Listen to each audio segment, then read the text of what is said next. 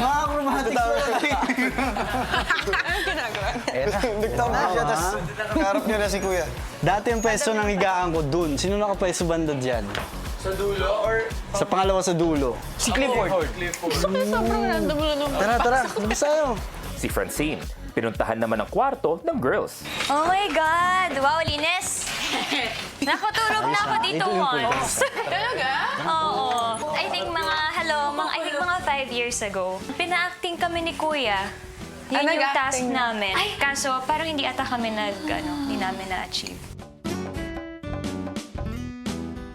Sunod nilang pinagsaluhan ang dalang pagkain ng mga bisita.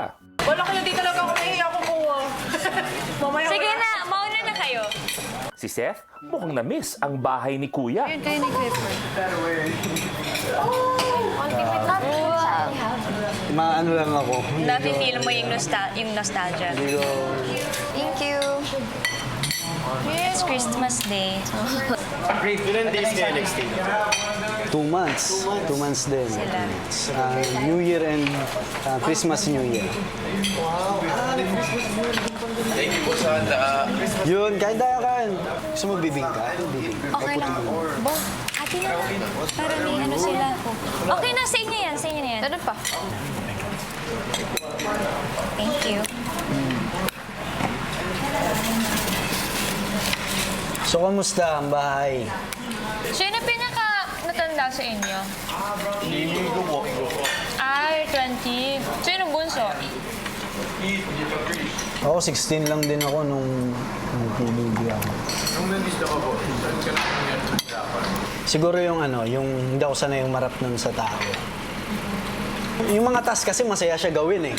Para lang kayo naglalaro. Pero, yun ang pinakamahirap sa akin, yung haharap sa tao. Ganyan. Tapos, mahihain kasi ako that time. Pero ngayon, Hindi na. mahihain pa rin.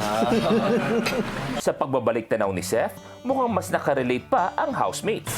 Nung Pasko, nung nandito ako, gusto ko na umalis. May doorbell si Kuya doon, pwede mong doorbell pag gusto mong umalis. Ilang beses ko pinag-isipan yun. Tapos pumunta sa akin dito, nanay ko. Meron akong blindfold noon. Tapos pinahawak lang sa akin ni Kuya yung kamay ng nanay ko. Tapos kailangan namin mahulaan kung sino yung nanay namin. Pag hindi namin nahulaan, hindi namin makikita.